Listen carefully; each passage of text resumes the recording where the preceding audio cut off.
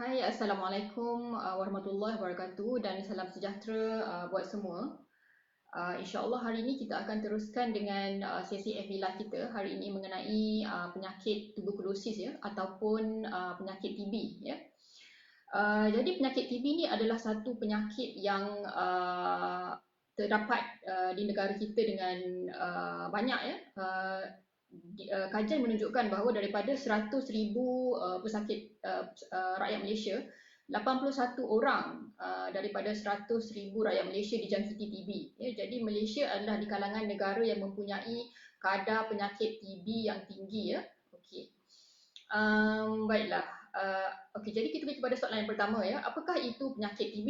Okey. Jadi penyakit TB adalah satu penyakit yang disebabkan jangkitan kuman yang dipanggil Mycobacterium tuberculosis ya. Jadi kuman Mycobacterium tuberculosis ini dia boleh menjangkiti banyak organ-organ kita ya. Kebanyakannya ya kuman Mycobacterium tuberculosis ini akan menjangkiti paru-paru ya. Namun begitu, selain daripada paru-paru ya, kuman Mycobacterium tuberculosis ini ataupun secara ringkas kita panggil TB, kuman TB ini boleh juga menjangkiti organ-organ lain ya. Jadi selain daripada paru-paru ya, kuman TB ini juga boleh menjangkiti kulit ya, boleh menjangkiti kulit ya, boleh menjangkiti mata ya, ya, boleh menjangkiti tekak ya, boleh menjangkiti buah pinggang, okey, boleh menjangkiti jantung, okey, boleh menjangkiti saluran peranakan ya, uterus ya, boleh menjangkiti organ pembiakan kaum lelaki ya, testis ya, kita panggil testicular TB ya. Kalau untuk perempuan ketika TB menjangkiti uterus ataupun saluran peranakan kita panggil uterine TB ya.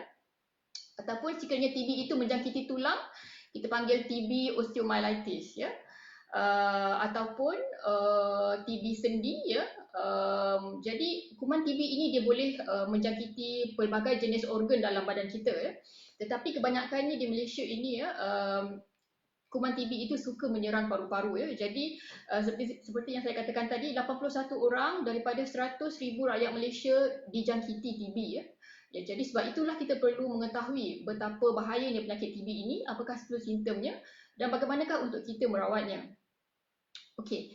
Jadi kita telah pun discuss tentang apa itu penyakit TB ya, apakah jenis-jenis TB. Sekarang kita pergi kepada soalan simptom-simptom TB ya. Apakah simptom-simptom TB yang kita boleh kenal pasti? Bagaimana untuk kita tahu bahawa kita telah dijangkiti TB ya? Jadi kebiasaannya pesakit TB yang berjumpa dengan kami ya, kebiasaannya mereka akan datang dengan masalah batuk yang berterusan ya. Batuk lebih daripada sebulan ya, batuk yang berpanjangan ya, batuk kronik ya, dan kebiasaannya batuk mereka adalah batuk kering ya, batuk yang tidak ada kahak. Okey. Jadi batuk kering, batuk yang tidak berkahak, dan kadang-kala batuk berdarah ya, batuk keluar darah terutama di awal pagi ya. Kemudian mereka juga akan mengalami simptom demam di waktu malam ya. Apabila waktu malam ataupun maghrib, suhu badan mereka mula meningkat, mereka mula merasa demam, panas ya. Jadi ada orang yang mengatakan oh ini seperti santau ya, ketika maghrib je badan mula panas ya. Tapi sebenarnya mereka sudah mengalami penyakit TB ya. Okey. Selain daripada itu ya, pesakit TB juga boleh mengalami masalah kekurangan berat badan ya. Berat badan mereka boleh menyusut, boleh susut dengan drastiknya. Kalau sebelum ini mungkin berat mereka adalah 80 kilo ya, dalam masa sebulan 2 bulan tiba-tiba mendadak turun ya. Daripada 80 kilo turun kepada 50 kilo ya, ataupun turun kepada 60 kilo ya, tanpa dirancang ya. Bukannya sengaja nak kurangkan berat badan ya, tanpa senaman ya, tanpa memakan ubat kurus, berat badan turun dengan mendadak ya. Itu juga adalah antara tanda-tanda TB ya. Okey. Mereka juga akan mengalami hilang selera makan ya. Apabila disuruh makan, mereka tidak lalu makan ya. Okey. Jadi itu adalah antara simptom-simptom TB ya. Jadi sekiranya saudara mara anda ataupun diri anda sendiri ya mengalami simptom-simptom tadi, berhati-hatilah ya, kemungkinan anda sedang dijangkiti kuman TB ya. Saya ulang balik ya, secara kasarnya simptom-simptom TB adalah batuk berpanjangan ya, lebih daripada sebulan ya, batuk berdarah ya, hilang berat badan ya, kurang selera makan ya, dan demam di waktu malam. Jadi ini adalah 5 petanda utama penyakit TB berlaku. Okey, jadi soalan seterusnya, bagaimanakah kuman TB ini boleh merebak ya? Jadi seperti kuman COVID-19 yang merebak melalui udara, ya, kuman TB juga merebak melalui udara. Ya, bermaksud sekiranya salah seorang pesakit TB ya batuk di kawasan sekitar anda ya, dan kuman itu bertebaran di udara ya. Kemudian anda sedang lalu di kawasan itu dan anda menghidu udara tersebut, dan kebetulan bakteria itu berada dalam udara tersebut. Jadi bakteria yang berada dalam udara itu boleh masuk ke dalam saluran pernafasan anda dan menjangkiti diri anda. Okey. Jadi dan apabila katakanlah pesakit TB itu sedang batuk-batuk-batuk ya, dan air liurnya terkena ya, jadi dengan cara begitu juga TB boleh merebak ya. Jadi TB merebak melalui udara dan juga droplets ya, iaitu lendiran-lendiran air. Okey. Jadi ini adalah bagaimana TB merebak. Okey. Merebak melalui udara. Jadi sebab itulah orang-orang yang mendapat penyakit TB ya, kita akan segera tanyakan kepadanya siapakah ahli rumah anda ya. Kita juga akan screen penghuni rumah yang serumah dengan pesakit TB tadi ya. Jadi sebab itu kita ada contact tracing. Kita akan screen seluruh ahli keluarga. Kalau ada dalam satu rumah itu seorang yang mendapat TB positif ya, kita akan panggil ahli keluarga ataupun seisi rumah untuk menjalani ujian kahak ya. Kerana seperti yang saya katakan tadi, TB merebak melalui udara, jadi amat mudah merebak ya.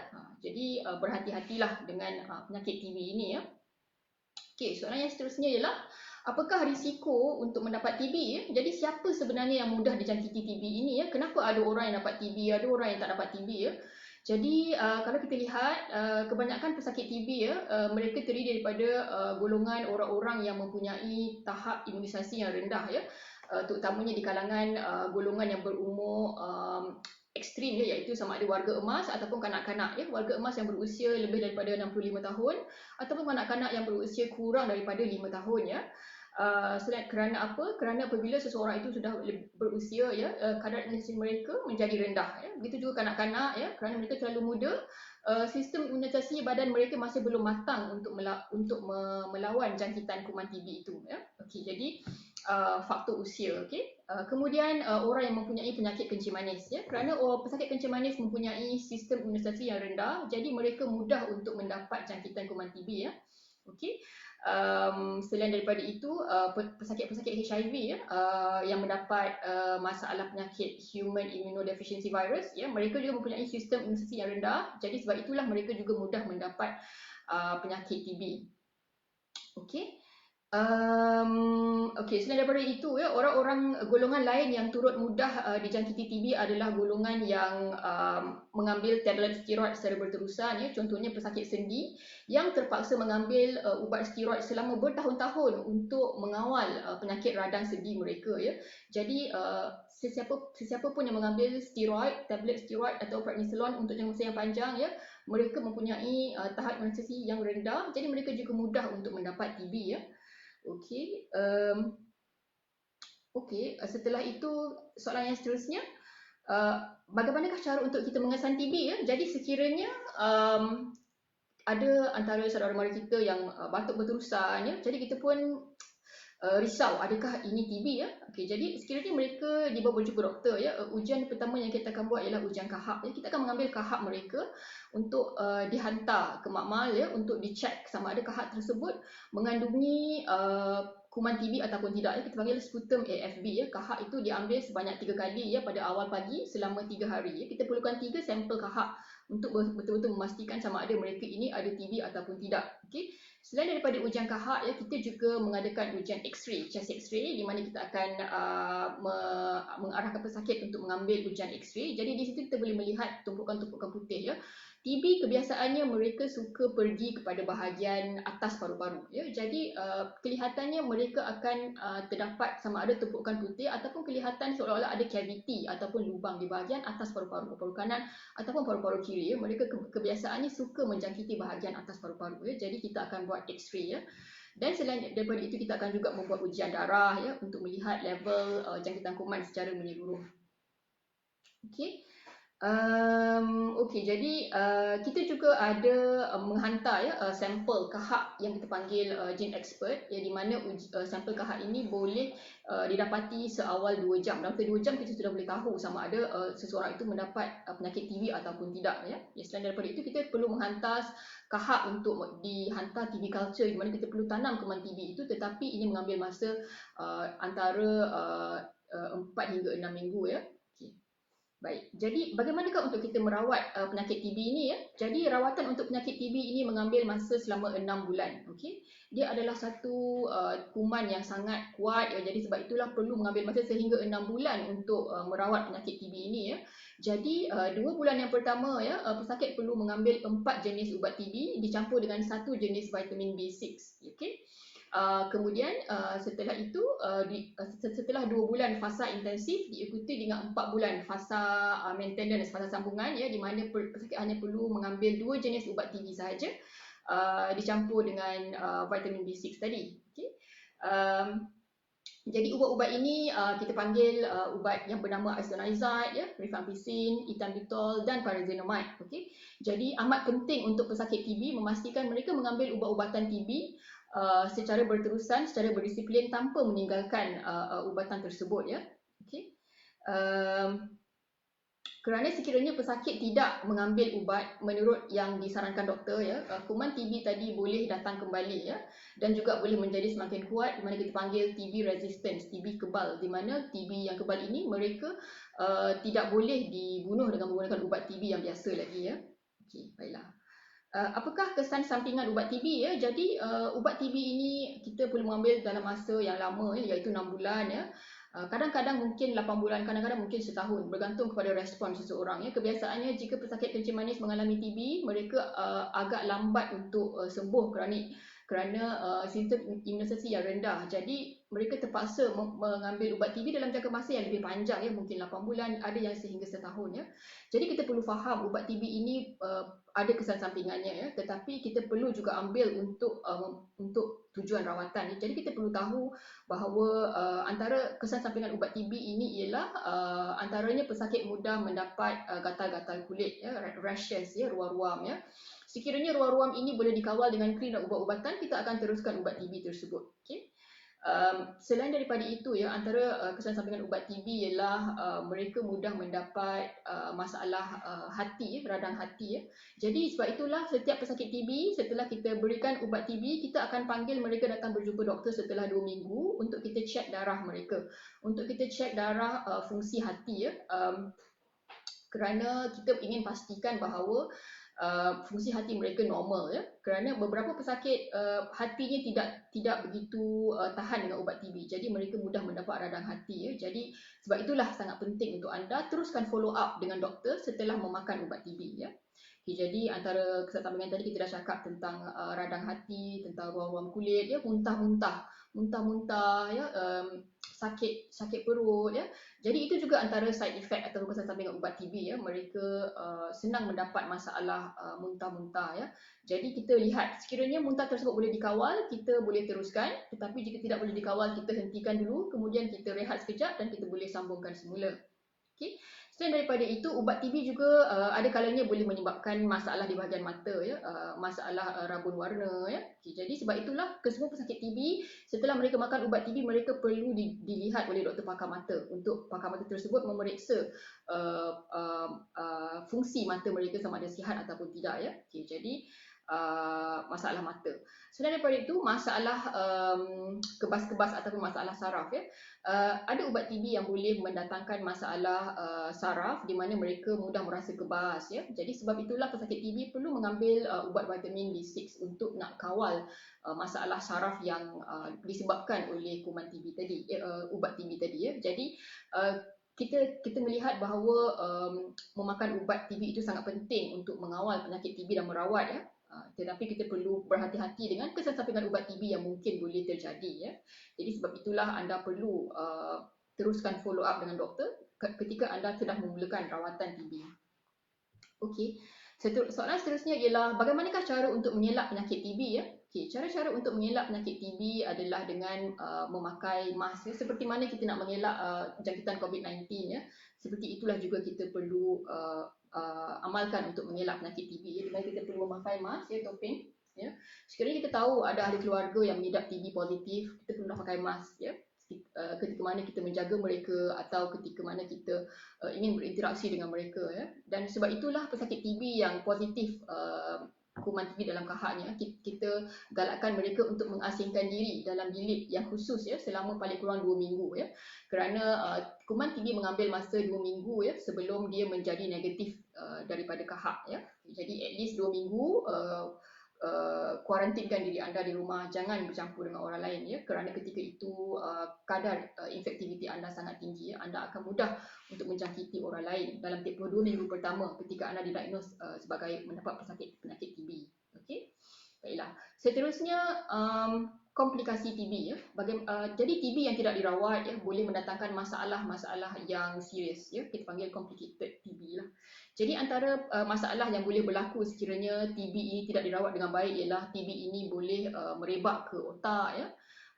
TB ini boleh merebak ke organ lain ya. Jadi menyebabkan masalah yang lebih serius lah. Sekiranya TB telah merebak ke otak ya, pesakit boleh berisiko untuk mendapat masalah seperti sawan ya, seperti kecacatan mental ya. Jadi perkara ini akan menjadi lebih serius. Jadi sebab itulah penting untuk anda memastikan ya ubat TB ini dimakan seperti yang disarankan ya, paling kurang selama 6 bulan, makan setiap hari, jangan tinggal ya. Kerana apa? Kerana ramai pesakit saya kebanyakannya mereka setelah makan ubat TB selama sebulan hingga 2 bulan, mereka rasa batuk dah hilang ya, selera makan dah datang balik, agaknya dah sembuh kot. Jadi selama sebulan sahaja makan ubat, and then lepas tu dia stop ya.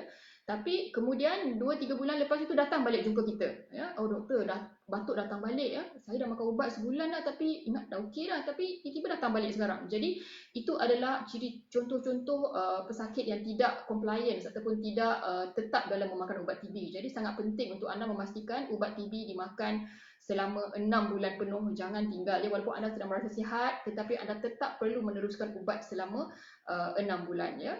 Komplikasi yang lain adalah sekiranya ubat TB tidak dimakan dengan elok ya, miss ubat TB, tertinggal ubat TB di kampung ya, tertinggal ubat TB di mana-mana, jadi tak teruskan makan ubat TB ya. Antara komplikasinya ialah pesakit boleh mendapat penyakit resistant TB ya, di mana TB menjadi kebal, menjadi lebih kuat ya. Jadi apabila pesakit mendapat masalah TB yang kebal ataupun resistant TB ini, adalah lebih suka untuk para doktor nak merawat mereka ya, sebab kita perlu menggunakan ubat yang lebih kuat, di mana ubat berbentuk injection ya. Jadi kalau sebelum ini ubat TB boleh dimakan di rumah, tak perlu masuk ward ya, sekiranya pesakit telah mendapat TB resistant ataupun TB kebal ya, mereka terpaksa dimasukkan ke dalam ward ya, dan diberikan ubat secara injection ya setiap hari, dan duration ataupun jangka masa rawatan juga adalah lebih lama ya. Kadang-kadang sehingga setahun setengah ataupun sehingga 2 tahun ya.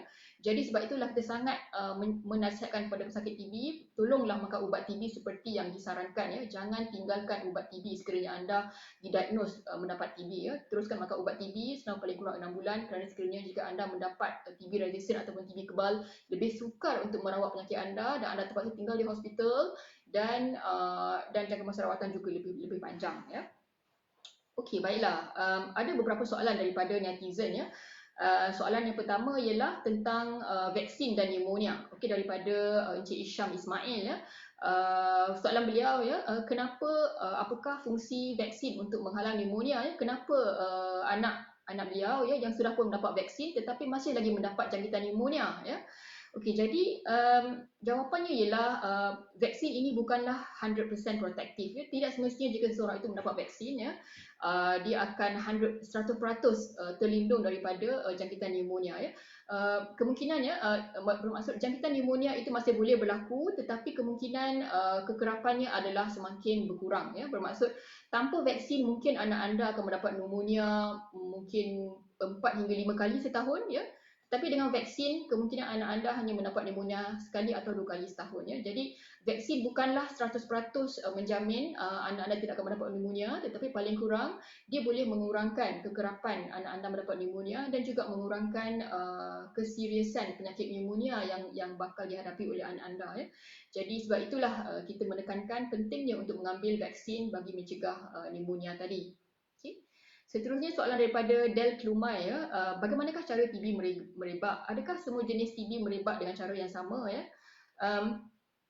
Sekiranya seseorang itu terhidu kuman TB daripada pesakit TB positif, adakah mereka juga boleh mendapat TB jenis yang sama ya? Jadi TB seperti yang saya terangkan tadi, TB boleh merebak melalui udara ya.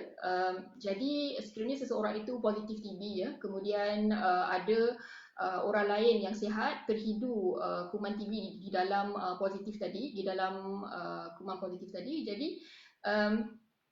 seseorang itu boleh mendapat kuman TB yang sama, mereka boleh mendapat sebenarnya positif TB juga ya.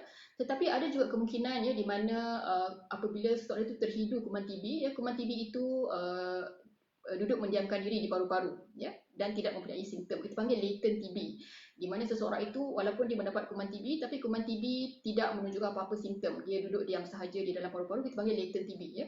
Tetapi ketika mana orang tadi tiba-tiba mendapat masalah HIV ataupun kencing manis ya, di mana sistem imuniti turun, jadi ketika itulah kuman TB yang duduk diam tadi boleh aktif dan mendatangkan simptom ya.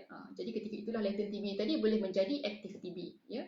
Tidak semestinya seseorang yang terhidu kuman TB daripada pesakit TB positif mendapat penyakit TB yang sama ya. Mereka boleh juga mendapat penyakit TB tulang, penyakit TB sendi ya. Jadi bergantung kepada kuman TB tadi mereka merebak dari segi yang bagaimana ya. Okey. Baiklah, soalan yang seterusnya juga daripada Del Klumai, apakah nasihat untuk orang yang menjaga pesakit TB ya? Jadi seperti yang kita faham ya, kuman TB merebak melalui udara ya. Jadi seorang yang menjaga pesakit TB ya selama 24 jam, mereka terdedah kepada kuman TB tadi. Jadi sangat penting untuk mereka memakai mask, pastikan mereka memakai topeng ketika menjaga kuman TB tadi, pesakit TB tadi paling kurang 2 minggu yang pertama ya, kerana kuman TB ini sangat aktif untuk menjangkiti orang lain dalam tempoh 2 minggu yang pertama tadi ya. Setelah 2 minggu yang pertama tadi telah selesai ya, ketika itu dan kita telah confirm bahawa kahak mereka sudah clear daripada TB, ketika itulah juga kita boleh mengatakan bahawa okey, jadi sekarang ini anda sudah boleh bercampur dengan orang ramai, tidak perlu kuarantinkan diri. Jadi sebab itulah pesakit TB yang datang kepada kita, sekiranya mereka positif TB di dalam kahak mereka, kita akan nasihatkan pada 2 minggu pertama rawatan, isolatekan diri, kuarantinkan diri ya, kerana 2 minggu yang pertama adalah waktu yang mana kuman TB itu sangat senang menjangkiti orang lain ya. Jadi nasihat untuk orang menjaga pesakit TB, 2 minggu yang pertama pastikan anda memakai mask ya, jaga kebersihan tangan dan pastikan pesakit TB tadi mengambil ubat seperti yang disarankan doktor setiap hari tanpa meninggalkan dos yang disarankan oleh doktor. Okey. Baiklah, rasanya setakat itu saja sesi FB Live kita pada hari ini. Semoga kita mendapat manfaat daripada perkongsian mengenai penyakit TB ya, kerana penyakit TB ini sangat common ataupun sangat banyak berada di Malaysia ya. Seperti yang saya katakan tadi, 81 orang daripada 100,000 penduduk Malaysia mendapat masalah TB ya. Jadi sekiranya anda merasakan diri anda mempunyai simptom TB ataupun ahli keluarga atau rakan-rakan anda mengalami simptom TB, segeralah berjumpa doktor untuk mendapatkan pengesahan dan juga rawatan yang selanjutnya. Nampaknya itu sahaja daripada saya. Salam Ramadan ya, dan selamat berbuka berpuasa pada waktu maghrib nanti insya-Allah. Kita berjumpa lagi esok dalam sesi FB Live. Esok saya akan bincangkan mengenai penyakit influenza infection ataupun jangkitan influenza. Sekiranya ada soalan, anda boleh typekan di komen untuk saya bincangkan jawapannya pada esok hari. Sekian, Assalamualaikum warahmatullahi wabarakatuh.